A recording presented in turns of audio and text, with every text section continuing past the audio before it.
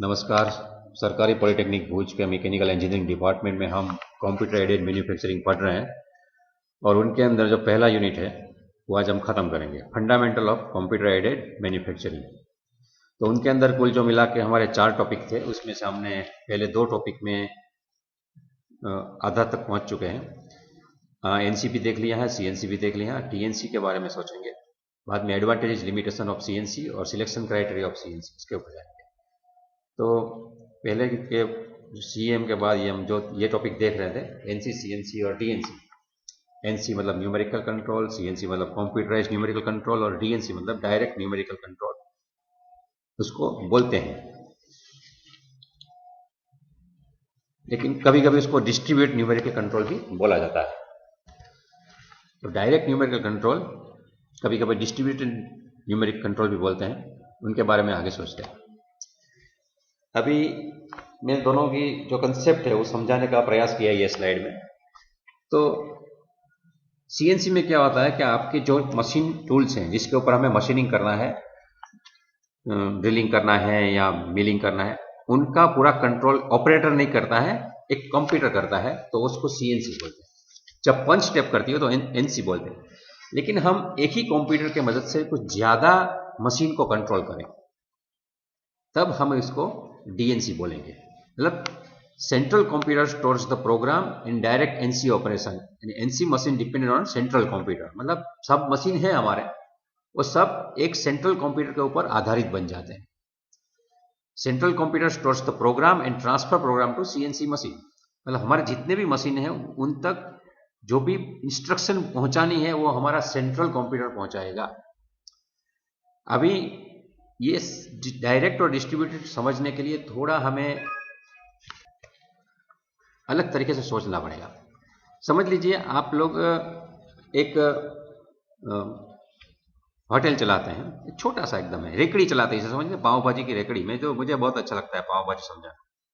वहां पे आप एक छोटा सा अपना गैस लेके बैठे हैं, आपका एक बर्तन है, तो कोई आता है कि मुझे खाना है, तो आप एक ही कस्टमर को सर्व कर पाते हैं। समझिए कि आपके सामने वो जो बैठा है, एक चेयर है, वहां कस्टमर बैठता है, आप वो बोला कि पाव भाजी बनाओ, तो आप प्रोग्राम है तो पाव भाजी बना दी और उसको खिला दिया, तो वो चला गया। बाद में दूसरा आदमी है, वो बोलेगा मुझे अभी दाबेली खानी है, तो आपने दाबेली बना दी और चला गया। मतलब एक ही व्यक्ति को आप संभाल सकते हैं। अभी सोचिए आपने थोड़ा टेबल बड़ा कर दिया, आपके वहां 4 लोग बैठ सके ऐसा टेबल है, चारों में एक साथ आ गए, चारों बोलते एक साथ चलो हमें पाव भाजी दो 4 डिश, तो आपने 4 डिश पाव भाजी बना कर दे दी। चारों लोग ऐसा बोलते हैं कि हमें दाबेली चाहिए, तो आप चारों को दाबेली खिलाते हो। अभी समझो एक बार 3 लोग आ गए 4 के बदले, तो एक चेयर खाली रहेगी, आप 3 लोगों को खिलाएंगे।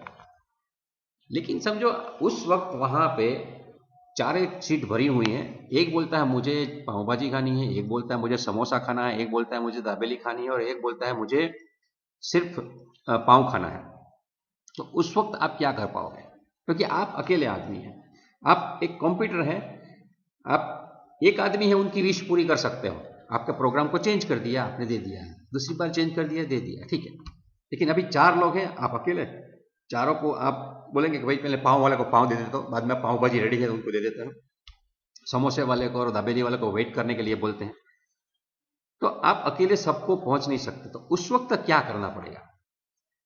आपकी अगर क्वालिटी अच्छी है तो आपके क्लाइंट आपके लिए वेट करेंगे, वरना वो दूसरी जगह पे चले जाएंगे, क्योंकि उनको जो जल्दी होती है, वो बोलते हैं कि वहां तो वेट करना पड़ता है समोसा के लिए।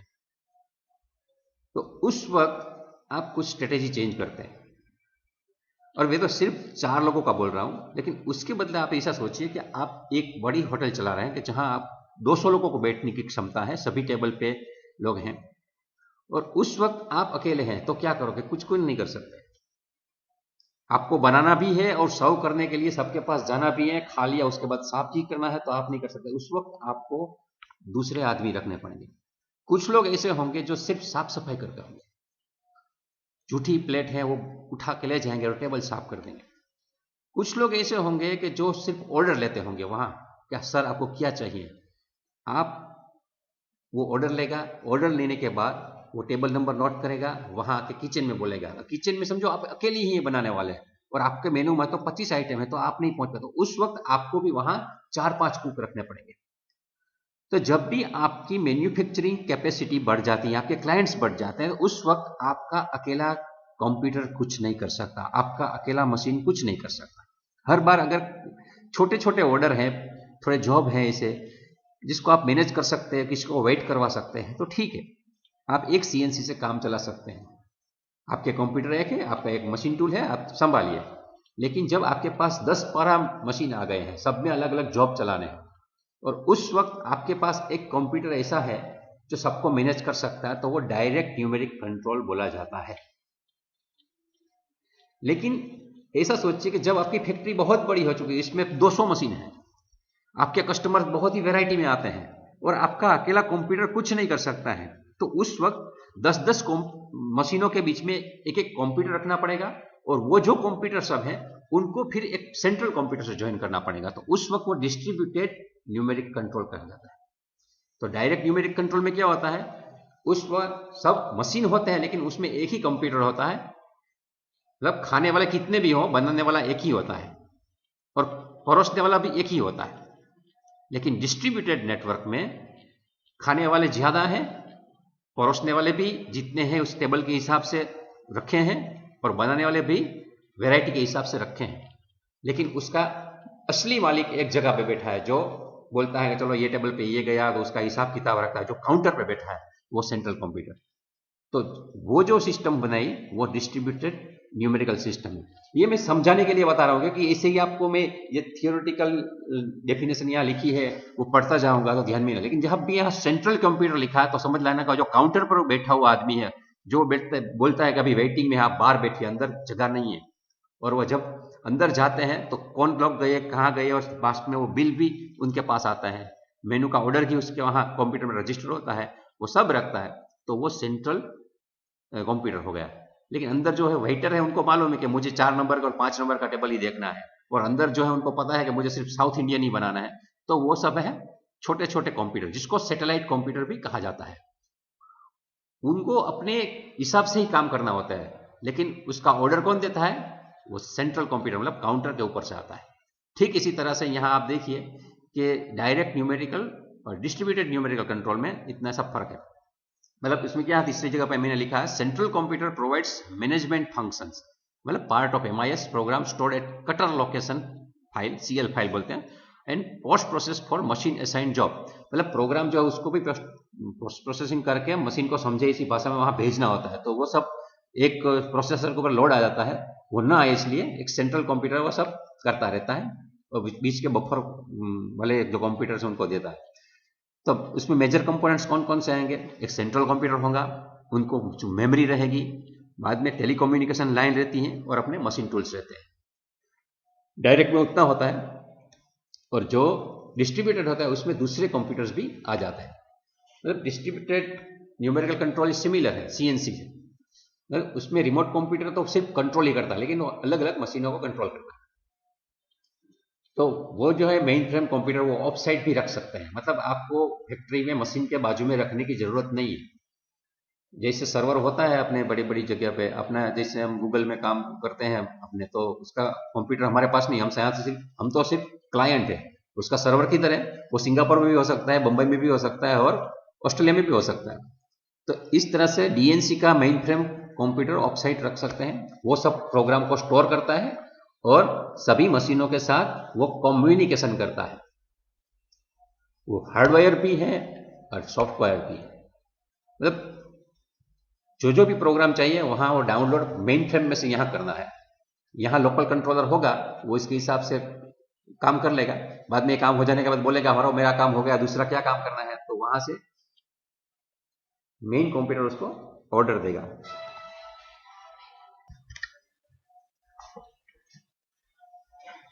अभी तो इसमें इतना डेवलपमेंट हो चुका है कि ये जो सेंट्रल कंप्यूटर है वो एक देश में रहता है, और उस डायरेक्टली दूसरे देशों का भी सीएनसी कंट्रोल कर सकता है, मतलब वहां तक। उसका एक थोड़ा सा लेआउट दिखाता हूं कैसे। तो एक फाइल सर्वर है, वो बीच में मेन है, वहां सब जैसे अपना होटल का काउंटर होता है उस तरह का वो काउंटर है, वो बॉस है, उनके पास सब प्रोडक्ट की स्पेसिफिकेशन, उसके प्रोग्राम, उसकी शेड्यूल, ये सब अवेलेबल है। उनके साथ साथ जितने भी मशीन हैं, समझो उनके पास लेथ पड़े हैं, मिलिंग मशीन पड़े हैं, ड्रिलिंग मशीन पड़े हैं, या कुछ भी लेजर कटिंग है, मैंने यहाँ सिर्फ मिल लिखा है और लेथ लिखा है, लेकिन कोई भी मशीन हो सकते हैं। ये सब मशीन कैसे हैं, उसके स्पेसिफिकेशन क्या है, वो कौन सी भाषा समझता है, वो सब उनके पास स्टोर होता है। और कौन सा मशीन फ्री होगा, कब होगा, ये सब उनके साथ प्रोग्राम और उसका शेड्यूल सब कुछ स्टोर किया हुआ होता है।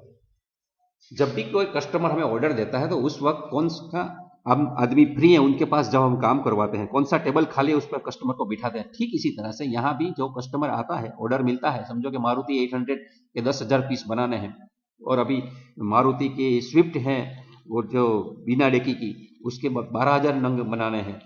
कुछ भी ऑर्डर हो सकते हैं, बड़ी बड़ी कंपनियां ये मैनेज करती हैं। तो उनके हिसाब से वो देखते हैं कि मेरे कौन से यूनिट में कौन से मशीन खाली होंगे, कब खाली होंगे, उस हिसाब से वो सब पूरा सिस्टम अपना डिजाइन करके सबको कुछ ना कुछ करता है। वैसे डीएनसी भी अभी आउटडेटेड है, अभी तो फैक्ट्री ऑफ फ्यूचर आ चुका है, मतलब उसमें तो उससे भी एडवांस है। अभी आईओटी चल रहा है, इंटरनेट ऑफ थिंग्स, मतलब दो कंप्यूटर या दो मशीन या कोई भी दो ऐसे सॉफ्टवेयर से बात कर सकते हैं, ऐसे डिवाइस है, वो एक दूसरे को समझ सकते हैं, एक दूसरे को मैसेज बोल सकते हैं। उसके लिए अभी कोई सेंट्रल कंप्यूटर की भी जरूरत नहीं पड़ती, ऐसी भी सिस्टम डेवलप हो चुके हैं। लेकिन अभी अपने सिलेबस में है तो हमें डीएनसी जो 1970 में शुरू हुई थी सबसे पहले, मतलब 5-6 कंपनी थी जो मार्केटिंग करती थी, लेकिन उस वक्त कंप्यूटर के भाव इतने बड़े महंगे थे तो इसलिए वो पॉपुलर नहीं हुई थी। लेकिन जब जैसे जैसे टेक्नोलॉजी सस्ती होती गई वैसे वैसे ये डीएनसी की पॉपुलैरिटी बढ़ती गई है। अभी मैं आपको और कुछ दिखाऊं इससे पहले ये छोटा सा उसका बता देता हूं डेफिनेशन। आपको एग्जाम में लिखना है तो कैसे लिख सकते हैं। तो direct numerical control can be defined as, तो इसमें 5 पॉइंट आएंगे। A manufacturing system in which number of machines are controlled by a computer through direct connection and in real time. ये आप डेफिनेशन लिख दिया, 2 मार्क की डेफिनेशन है, 2 का 2 मार्क मिल जाए। तो ये रियल टाइम में कंट्रोल करता है, मतलब जैसे आपने ब्रेक लगाया तुरंत गाड़ी खड़ी रह जाती है ना, ठीक इसी तरह से वो कंट्रोल करता है। आपने ब्रेक लगाया और बाद में 2 मिनट के बाद गाड़ी खड़ी रहती है तो वो अच्छा रियल टाइम नहीं बोलती।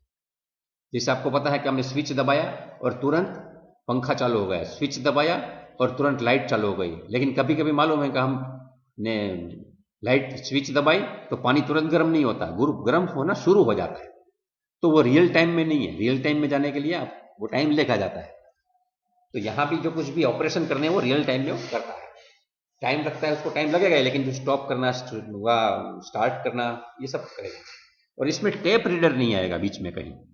जो एनसी मशीन में टेप आता था, पंच टेप, वो पंच टेप निकल जाता है, वहां सीधा पार्ट प्रोग्राम ही होता है और वो सीधा मशीन टूल को डायरेक्टली ट्रांसफर करेगा। अभी मैं आपको उसका एक छोटा सा वीडियो सैंपल दिखाता हूं। यह एक छोटा सा मैंने सैंपल बनाया है। एक सर्वर है अपना मेन डीएनसी सर्वर, एक जगह पे रखा है, बीच में पूरा लैन का जाल है।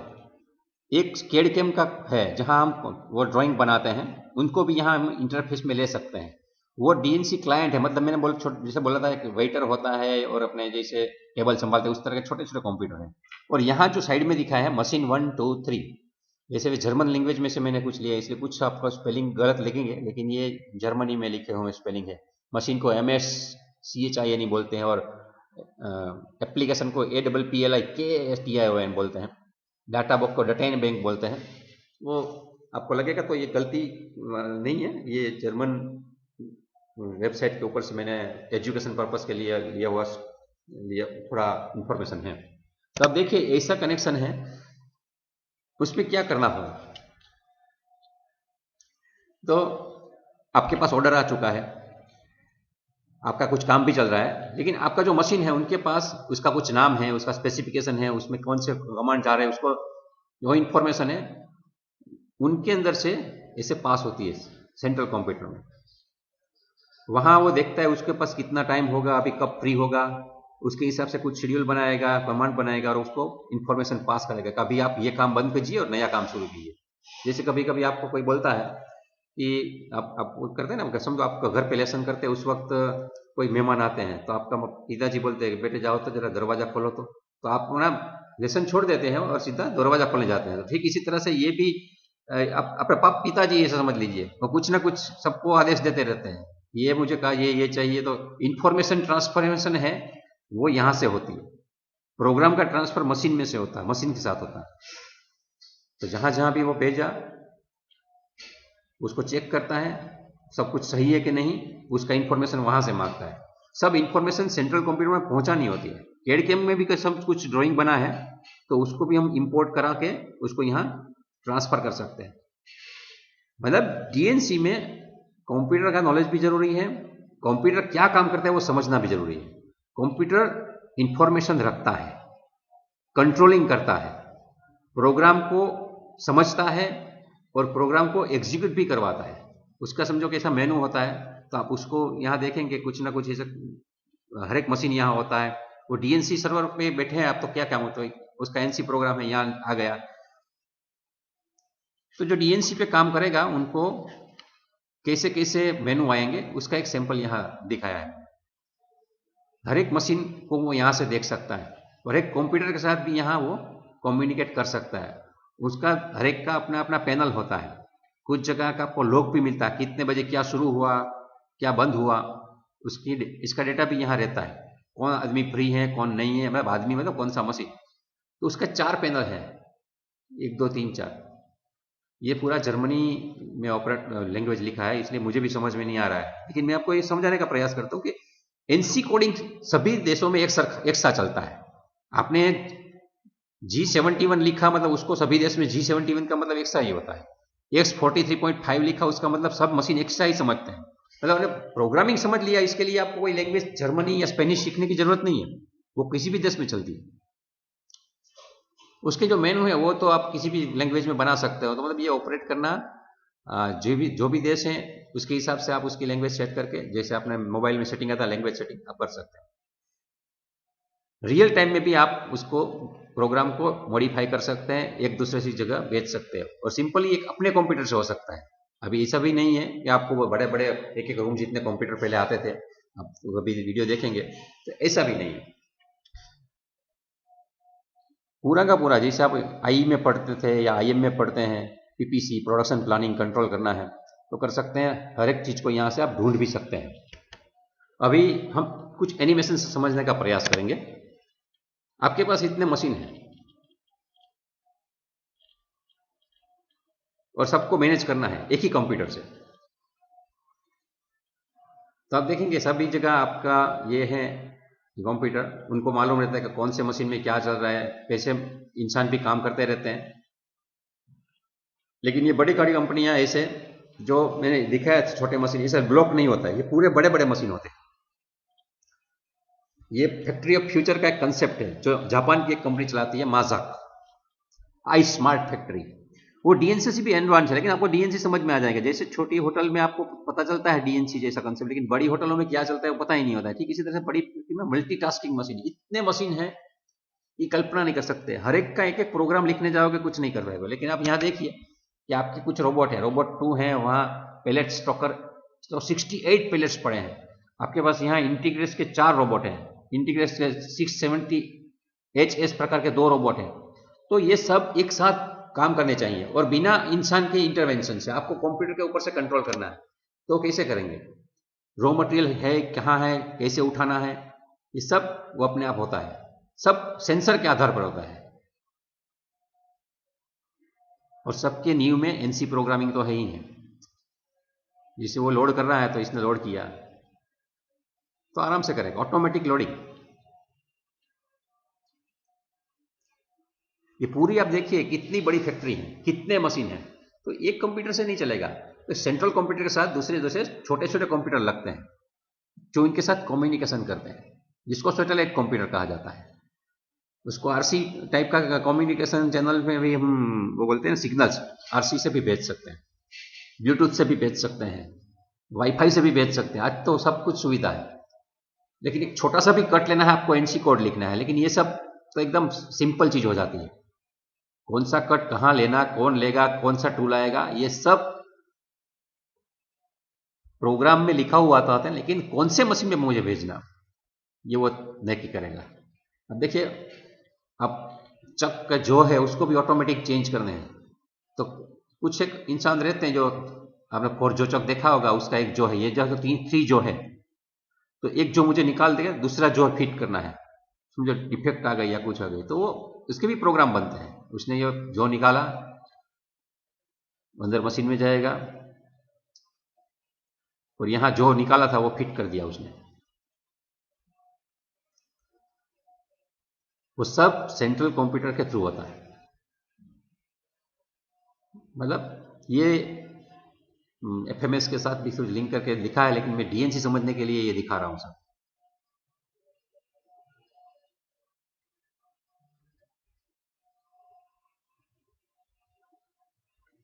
एफएमएस बेसिकली डीएनसी का ही बड़ा भाई है, थोड़ा स्मार्ट भाई है, खुद सोच सकता है कौन सा मटेरियल लाना है, कहां से लाना है, स्टोर कैसे करना है, हर एक को आइडेंटिफाई कैसे करना है, उसको ट्रांसफर कैसे करना है, हर एक चीज जो करनी होती है डीएनसी में वो यहां से होती रहती है। मतलब डीएनसी के जो मूलभूत घटक हैं, एक मेन फ्रेम कंप्यूटर या सेंट्रल कंप्यूटर होता है और दूसरा सैटेलाइट कंप्यूटर, मतलब छोटे छोटे कंप्यूटर होते हैं जो 3-4 मशीनों को संभालते हैं। सेंट्रल कंप्यूटर पूरी फैक्ट्री को संभालते हैं। बहुत ही बड़ी मेमोरी चाहिए, टेराबाइट्स में चाहिए बल्क मेमोरी, तो हर एक पार्ट प्रोग्राम का स्टोर वहां होना चाहिए और इसके लिए कम्युनिकेशन लाइन भी चाहिए। तो कम्युनिकेशन है जो मतलब फाइबर ऑप्टिक्स पे ही चलता है या दूसरी चीज से भी चलेगा। और एक बात ये भी है कि ये जितने भी मशीन टूल हैं वो एनसी कॉम्पिटेबल होने चाहिए, मतलब वो कंट्रोल समझने चाहिए, ऐसी भी अंदर सुविधा होनी चाहिए, नहीं तो कुछ नहीं चलता। मतलब रॉ मटेरियल लाना और फिनिश प्रोडक्ट को ट्रांसफर करना, वो दोनों चीज रोबोट से होती है, तो रोबोट का प्रोग्रामिंग भी इसमें आ जाता है, लेकिन वो उसमें हम एनसी के हिसाब से ही सोचेंगे। अभी ये रोबोट प्रोग्रामिंग वो अलग लैंग्वेज हो जाती है, वो हमारे सिलेबस में नहीं है। अभी हम जो प्रोग्रामिंग सीखेंगे वो 3 एक्सिस प्रोग्रामिंग ही सीखेंगे, लेकिन 5 एक्सिस मशीन है उनको भी कंट्रोल डीएनसी से कर सकते हैं। मतलब डीएनसी सिस्टम सीएनसी मशीन के लिए पार्ट प्रोग्राम को स्टोर करता है, पोस्ट प्रोसेसिंग प्रोसेस में वो कोडिंग सिस्टम है उसकी इंफॉर्मेशन को कन्वर्ट भी करता है, साथ में जो पार्ट प्रोग्राम है डायरेक्ट सीएनसी सिस्टम से डीएनसी में ट्रांसफर कर सकते हैं। तो उनकी वजह से पंच टेप की कोई जरूरत नहीं है, उसको वो मतलब एलिमिनेट करता है और रिपोर्ट राइटिंग करता है। जितना भी काम हुआ उसका रिपोर्ट लॉग टाइम के साथ वो हमें देता है। उनके साथ जो मॉडर्न आप टेक्नोलॉजी को इंटरफेस करते हो, इंस्पेक्शन भी ऑटोमेटिक हो सकता है। मतलब छोटे बड़े जो भी जॉब हैं जो उसको मास प्रोडक्शन में बनाने हैं उनको हम मैनेज डीएनसी से कर पाते हैं। तो डीएनसी के फायदे क्या हैं? मतलब वो एकदम इम्प्रूव टेक्नोलॉजी की वजह से हमें बहुत ही राहत मिलती है।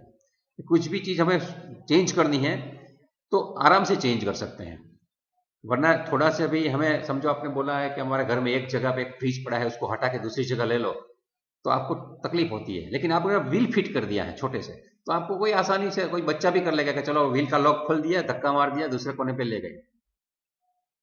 तो क्या किया हमने, व्हील लगा दिया तो आसान हो गया। ठीक इसी तरह से डीएनसी लगाने से हमारी जो कोई भी मैन्युफैक्चरिंग मेथड का सिस्टम है वो आराम से हम फ्लेक्सिबली चेंज कर सकते हैं। पंच टेप और टेप रीडर का तो कोई सवाल ही नहीं है, उसकी जरूरत ही नहीं पड़ती है, वो उसका बहुत बड़ा फायदा है। और रिपोर्ट बहुत अच्छी तरह से इकट्ठा कर सकते हैं, उसकी एनालिसिस कर सकते हैं। इसकी वजह से हर एक मशीन का बेस्ट यूज कर सकते हैं, कोई भी आइडल नहीं रहेगा।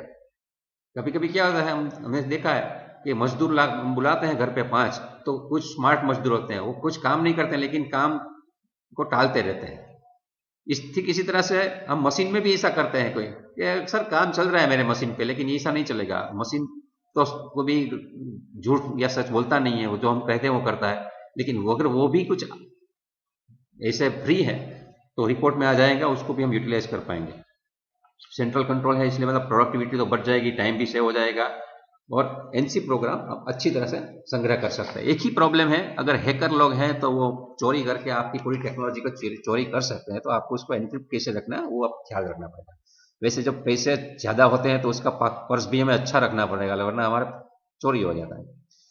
जेब में सिर्फ 500-700 रुपये रखने थे तो हम एक सिंपली पोस्ट कार्ड या इसे वेस्ट पेपर के अंदर रैप करके रख देते हैं, लेकिन जब आपको 2 लाख रुपये ले जाने हैं तो आपको सूटकेस चाहिए। लेकिन अभी हम स्मार्ट कार्ड यूज करते हैं, तो टेक्नोलॉजी चेंज होती है इस तरह से, सब नई नई उस चीज़ आती रहती है। तो मैन्युफैक्चरिंग में भी ऐसा ही है, इंसान की ज़रूरत बहुत कम हो जाती है। आप देख रहे हैं, आप भी ऐसे ही काम करेंगे भविष्य में यूनिफॉर्म में और हेलमेट के साथ। ये टूल चेंजर है। ये एक कंप्यूटर को कुछ ख्याल में नहीं सकता, कितने सारे टूल्स होते हैं और सब टूल्स का उसको नाम याद रखना होता है। जैसे आपके एनरोलमेंट नंबर है, ठीक इसी तरह से सभी टूल के खुद के नंबर होते हैं। और यहाँ देख रहे हैं मशीन गन में जैसे होती है, ठीक इसी तरह से सब चलता है। वो रिकॉर्ड भी अभी आया था। यहाँ जो देख रहे हैं ये डीएनसी से थोड़ा एडवांस लेवल है, लेकिन आप देखिए कि मशीन का स्टेटस भी मॉनिटर होता है, ऑपरेशन की भी एनालिसिस भी होती है, साथ में स्पिंडल के वाइब्रेशन की एनालिसिस, क्योंकि हमें जो एक्यूरेसी चाहिए उसमें थोड़ा भी जो वाइब्रेशन ज़्यादा आ गया तो वो भी वो देखता रहता है। सेंट्रल अलार्म एनालिसिस, कहीं भी कोई प्रॉब्लम होता है तो उसके अलार्म आते हैं। अलार्म प्रॉब्लम की वजह से नहीं आते हैं, काम शुरू होने रहा है तो भी अलार्म आता है कि काम शुरू हो गया। जैसे आप देखते हैं अपने मोबाइल में कभी कभी इंफॉर्मेशन आती है आपको कि आपको इसका मैसेज आया, तो अलार्म है एक प्रकार का। तो अब आप उसको ऑफ करते हैं। स्टेटस में किसी ने इम्प्रूव किया है, या फेसबुक में भी किसी ने आपको पोस्ट भेजी है, आपको हैप्पी बर्थडे कहा, तो आपको मैसेज आ जाता है या आपको इसने हैप्पी बर्थडे विश किया है। तो ठीक इसी प्रकार से अपनी फैक्ट्री में भी कुछ ना कुछ अलार्म चलते हैं। ये हाँ, ये जॉब चालू हो गया, ये 25% खत्म हो गया। आप बोलेंगे सर 25%, मतलब कुछ जॉब ऐसे होते हैं जो 24 घंटे या 48 घंटे टाइम लगते हैं, तो उसमें तो देखना पड़ता है कि क्या है। मशीन भी थक जाता है, इसलिए उसका वाइब्रेशन भी देखने पड़ते हैं। जॉब बन जाने के बाद उसके इंस्पेक्शन को रिकॉर्ड्स भी देखने पड़ते हैं। और सब में पावर तो जाता ही अपना, तो कितना पावर जा रहा है हमारा इलेक्ट्रिकल, क्योंकि मैंने अभी बताया कि मेरे यहाँ पावर चला गया है तो दिक्कत हो सकती है, कभी भी मेरा बैटरी मेरा चला जाएगा तो उस वक्त ये क्लास खत्म हो जाएगा। तो बड़ी बड़ी फैक्ट्रियों में जो इलेक्ट्रिकल का पावर कंजम्पशन है वो उसका रिकॉर्ड भी रखना पड़ता है। जिसका नियत पावर है उतना ही वो मशीन पावर लेना चाहिए, ज़्यादा पावर ले रहा है मतलब कुछ फॉल्ट है। तो ये सब मॉनिटरिंग एनालिसिस ये डीएनसी करता रहता है। तो एक कंप्यूटर सब कुछ करेगा तो नहीं होगा, तो इसीलिए वो छोटे छोटे 10-15 मशीन के बीच में दूसरा एक कंप्यूटर होता है जिसके साथ वो संबंध रखता है। वो वही कंप्यूटर को पूछता है भाई तेरा 10 मशीन का क्या हाल है, वहां से जो आता है वहां से ये एनालिसिस करता रहता है। अभी कुछ असेंबली प्रोसेस करनी है तो असेंबली के लिए भी वहां एरिया होता है। और ये देखिए सब ऑटोमेटिक हो रहा है, यहाँ इंसान बहुत ही कम है, इंस्पेक्शन में जरूरत पड़ती है।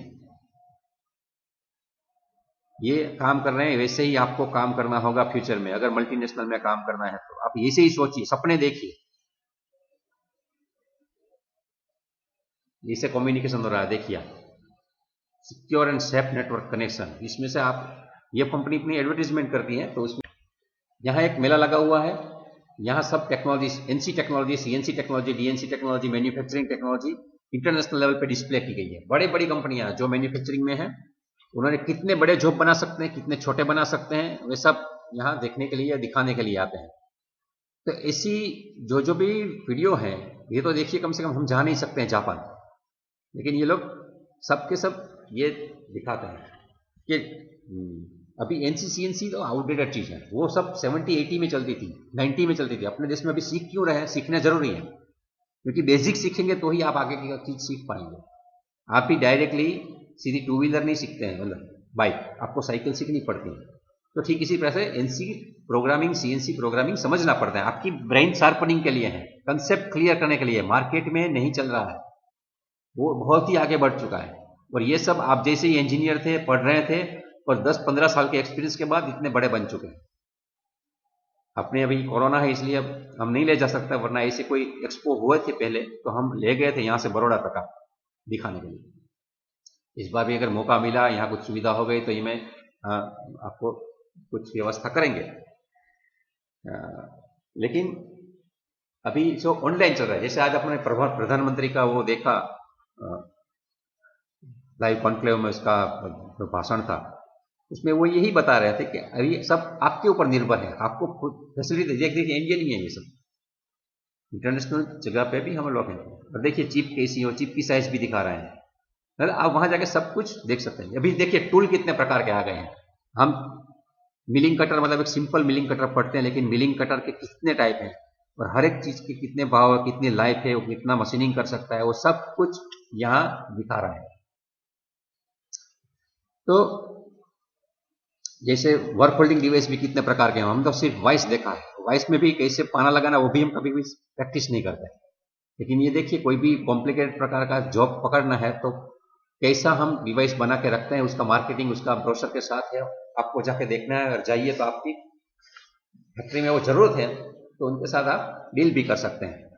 तो ऐसे बड़े बड़े एक्सपो में भी आप यह जाके समझ सकते हैं। लेकिन जो चीज है वो डीएनसी के रेफरेंस में मैसेज समझनी है। एनसी और सीएनसी से डीएनसी कहाँ डिफर होता है वो समझना जरूरी है।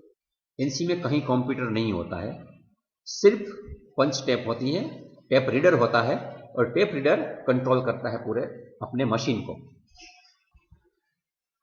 सीएनसी में सिर्फ एक मशीन और उसके लिए एक कंप्यूटर होता है, वो अपना अपना देख लेता है। जैसे माँ खाना बनाती है और बच्चा खा लेता है, बच्चा बोलता है मुझे दूध पीना तो माँ दूध देती है, वो बोलता है चाय पीनी तो चाय देती है, वो बोलता है मुझे बिस्किट खाना तो बिस्किट देती है। वो डेडिकेटेड कंप्यूटर है, समझने के लिए बोल रहा हूँ, माँ कंप्यूटर नहीं, वो माँ माँ होती है। लेकिन जब आप बर्ड लेवल पर जाते हैं तो उस वक्त आपको सोचना है सेंट्रल कंप्यूटर, एक सैटेलाइट कंप्यूटर और हर एक मशीन के साथ उनका डीलिंग। ठीक है, तो सिद्धांत क्या है, डायरेक्ट न्यूमेरिकल और उसके पार्ट ये मैंने समझा दिए, फिर से वो स्लाइड में मैं आपको दिखाई देता हूँ। एक बड़ा कंप्यूटर होता है, वो सब रिपीटेशन होगा, उसके क्या क्या होता है वो भी मैंने बताया था। Central computer, bulk memory, telecommunication, machine tools, और उनका ऐसा एक छोटा सा एग्जाम में अगर पूछा जाता है तो आपको डीएनसी के लिए फिगर ड्रॉ करनी है। डीएनसी मतलब डायरेक्ट न्यूमेरिकल कंट्रोल में, क्यों? क्योंकि एक ही कंप्यूटर दिखाना है, दो कंप्यूटर नहीं दिखाना। सेंट्रल कंप्यूटर और डायरेक्टली वो कनेक्ट है, वो डिस्ट्रीब्यूटेड नहीं है। डिस्ट्रीब्यूटेड होता है उसमें क्या होता है, दूसरे कंप्यूटर के साथ सेंट्रल कंप्यूटर कनेक्ट होता है। तो सेंट्रल कंप्यूटर और बल्क मेमोरी होती है, और कम्युनिकेशन लाइक ऐसे भी आप देते हैं, जैसे अपने कंप्यूटर में मॉनिटर लगाते हैं ना, उसका जो RS-232C कनेक्टर है वो भी आप लगा सकते हो। और कोई भी मशीन टूल, मतलब milling, lathe, grinding, drilling, laser, water rate, कुछ भी लगा सकते हैं। ईडीएम भी करवा सकते हैं, प्लाज्मा भी चला सकते हैं। और ये जो है डिस्ट्रीब्यूटेड है, इसमें सेंट्रल कंप्यूटर होता है और छोटे छोटे कंप्यूटर के साथ वो कनेक्टेड होता है। और वो कंप्यूटर है जैसा आपका नेटवर्क, जैसे मैंने बताया था कि होटल में जो वेटर होता है, कोई होटल में 3-3 टेबल संभालते हैं, कोई 4-4 संभालते हैं। बड़ी बड़ी होटल में जाओ तो एक कस्टमर के लिए एक वेटर देते हैं, डिपेंड्स आपकी जैसी क्षमता। तो इस हिसाब से यहाँ ये डिस्ट्रीब्यूटेड है। अपने सिलेबस में डिस्ट्रीब्यूटेड वाला पोर्शन नहीं है, आपको डायरेक्ट ही पूछा जाता है, लेकिन आपको समझने के लिए क्योंकि चेंज हो रहा है, इससे भी आगे दुनिया जा चुकी है। तो उसमें सेटेलाइट कंप्यूटर है तो मिनी कंप्यूटर है, और हर एक को अपना अपना मशीन मिलता है और उसका अपना मेमोरी होता है और अपना ही काम करता है, दूसरे मशीन के साथ उसका कम्युनिकेशन नहीं कराना है, ये भी समझना है। तो डीएनसी के भी दो प्रकार है, एक behind the tape reader system बोलते हैं और special control machine control unit बोलते हैं। ये दो आप नाम याद रखिए, अभी हमें उसके लिए कुछ एग्जाम ओरिएंटेड बहुत ज़्यादा पूछते नहीं, सिर्फ नाम पूछते हैं तो नाम तो याद रह जाते हैं, क्योंकि इसका डिस्क्रिप्शन पूछेंगे तो हम दूसरे में से आपको प्रोग्रामिंग कब पूछेंगे, इसलिए हम छोटे छोटे सवाल उसके पूछेंगे।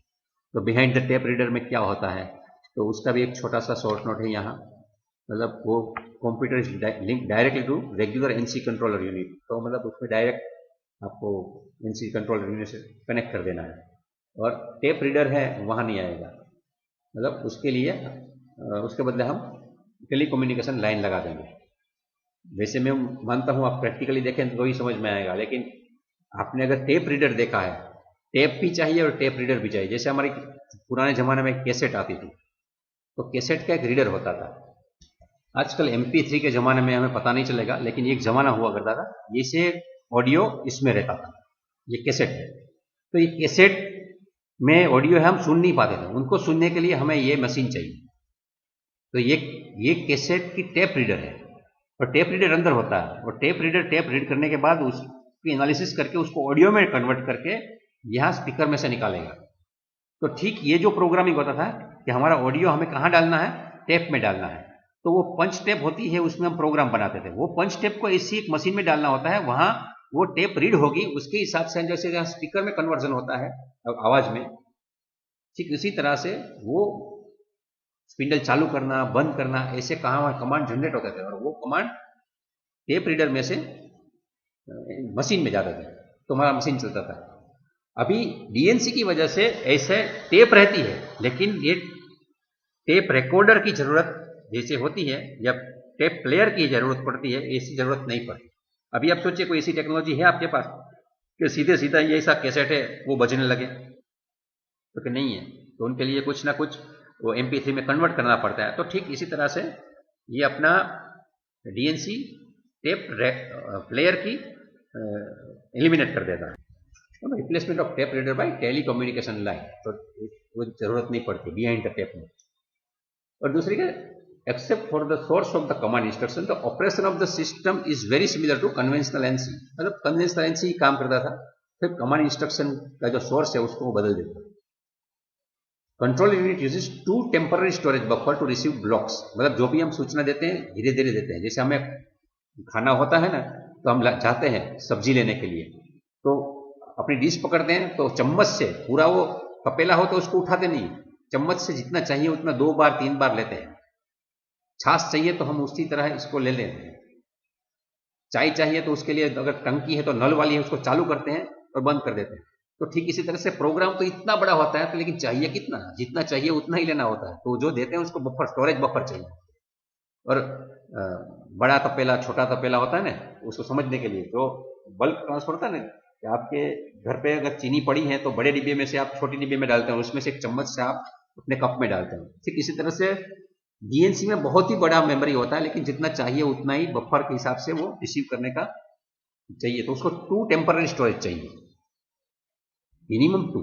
Controller unit uses 2 temporary storage buffer to receive blocks of instruction from DSG computer and convert them into the machine action। तो ये behind the tape reader system में storage buffer हमें 2 चाहिए ना, while one buffer is receiving the block and other is providing command instruction to machine tool। मतलब 2 क्यों चाहिए, एक लेने के लिए और एक देने के लिए, 2 चाहिए। इस तरह से DNC with behind the tape reader BTR configuration बोलते हैं। BTR क्या होता है, आपको फुल फॉर्म पूछा अगर एग्जाम में, right the full form of the following BTR, 1 mark. तो आपको लिखना है बिहाइंड द टेप रीडर, ठीक है, ओके। B मतलब बिहाइंड, T मतलब टेप, R मतलब रीडर, द का मतलब कुछ नहीं है, मतलब शॉर्ट फॉर्म में नहीं लिया है। तो DNC कंप्यूटर मेमोरी है, NC कंट्रोलर है, 2 स्टोरेज बफर वहां दिए हैं, 2 बॉक्स और मशीन में जा रहा है। अपना साइड में जो सिंबल दिया है वो मिलिंग मशीन का है और स्पेशल मशीन है। Eliminate regular NC controller totally with special machine control unit. मतलब उसका NC कंट्रोलर जो पूरा रेगुलर होता था हमारा पुराने जमाने का, उसको निकाल के नया मशीन कंट्रोल यूनिट आ जाता है। उसके बाद MCU को कौन सा डिवाइस है, वो स्पेसिफिकली मशीन टूल और कंप्यूटर के बीच में कम्युनिकेट करने के लिए एक डिवाइस बना है। और one area where this communication link is important is in circular interpolation of the cutter path. पुराने में जो था वो ज्यादातर स्ट्रेट कट ही ले पाते थे, लेकिन ये सर्क्युलर इंटरपोलेशन में वो कम्युनिकेशन लिंक बहुत ही इंपॉर्टेंट है। ये special MCU configuration achieves a superior balance between accuracy of interpolation and fast metal removal rates. मतलब जब हमारी टेप थी उसमें से जो डेटा आता था, जैसे अभी हम यहाँ देखते हैं कभी मूवी में तो बोलते हैं वो 4K मूवी है या HD मूवी है या सिंपल मूवी है, 720 पिक्सल वाला है।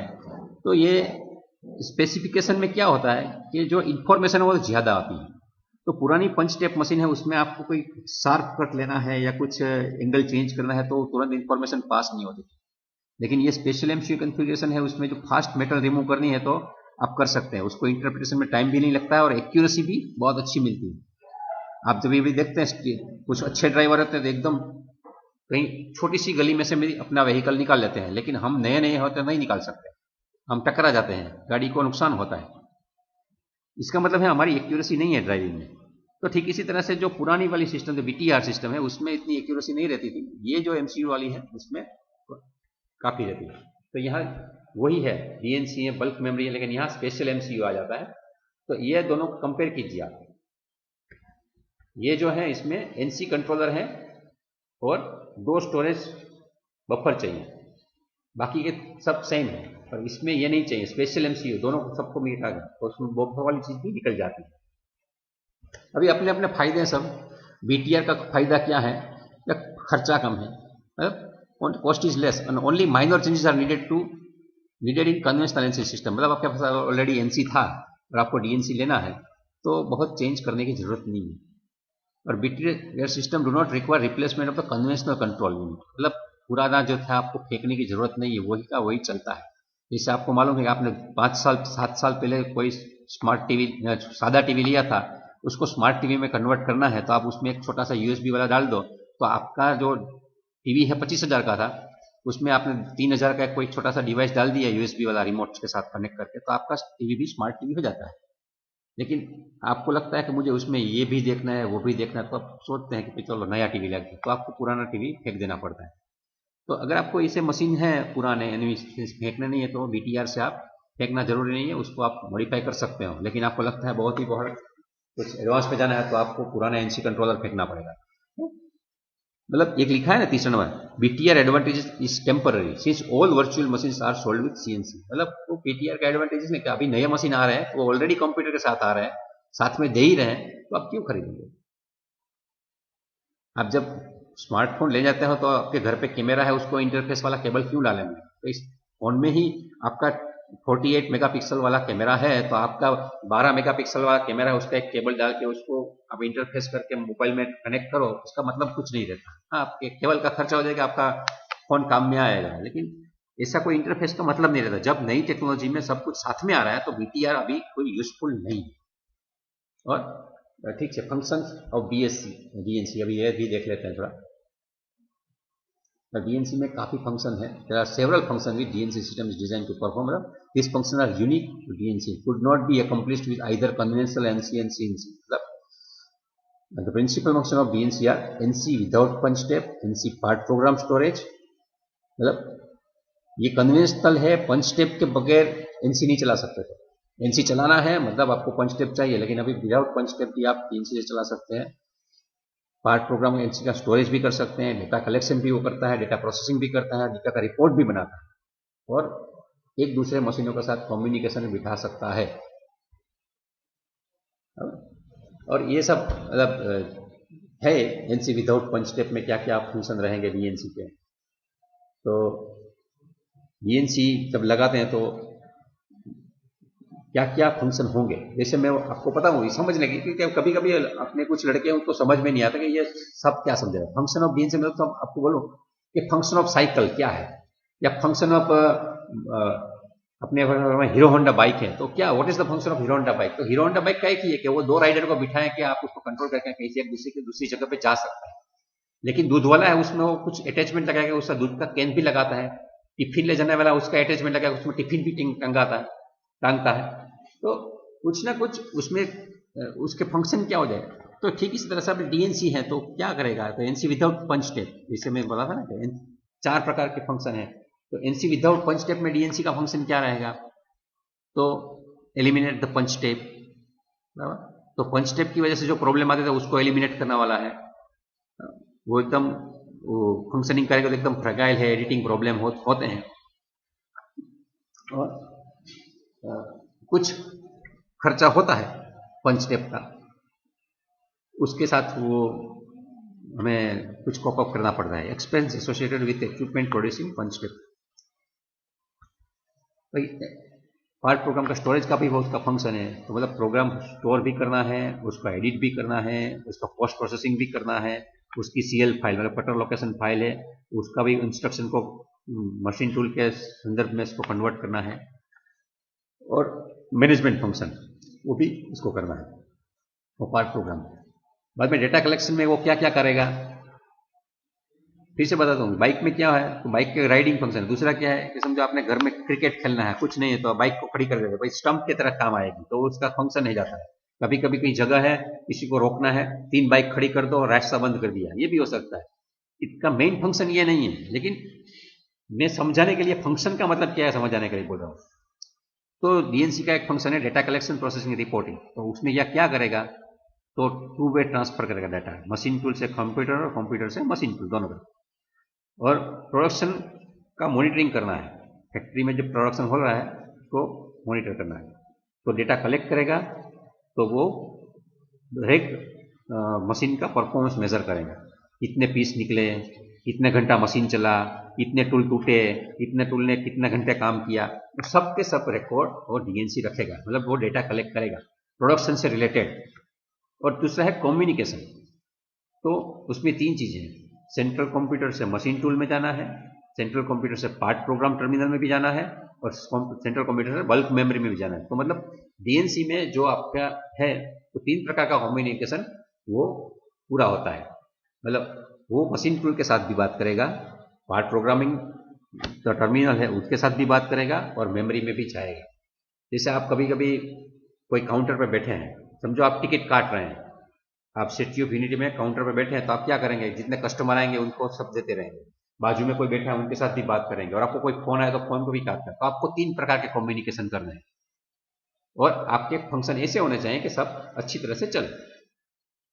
आपको किसी ने दिया लीजिए मेरे 2000 रुपये, मुझे टिकट दीजिए दो, तो आपने 2000 रुपये ले लिए और बाद में बोले कि कितने टिकट चाहिए, तो बोले कि 4। अच्छा, आपने 4 टिकट दे दिए और 2000 रुपये लिए, एक टिकट का तो 1000 रुपया था, तो आपको लॉस हो गया, तो आपके सैलरी में से कट जाएंगे। या 2000 रुपये दिए तो आप ऐसे बोले कि आपने तो पैसे दिए ही नहीं है, तो आप कम्युनिकेशन में गड़बड़ कर रहे हैं। तो ये सब कम्युनिकेशन के समय कोई गड़बड़ भी नहीं होनी चाहिए, वो भी उसको ख्याल रखना। तो सेंट्रल कंप्यूटर तीन प्रकार का कम्युनिकेशन करेगा, मशीन टूल के साथ, पार्ट प्रोग्राम के टर्मिनल के साथ, और बल्क मेमोरी के साथ, और तीनों को कोऑर्डिनेट भी करेगा। अभी डीएनसी के एडवांटेज मुझे लगता है देखने की जरूरत नहीं है। गरीबी और अमीरी में, अमीरी के फायदे क्या है, वो किसी को गिनो तो क्या कह सकते हैं, गरीबी में फायदे ही नहीं है, लेकिन बोलते हैं गरीबी में भाव बढ़ता है, गरीबी में एकदम सबकी प्रति वो होता है, वो रोना आता है, उसको एडवांटेज गिनो तो अलग बात है। तो एनसी के सामने डीएनसी के एडवांटेज क्या है, बहुत ही एडवांटेज है।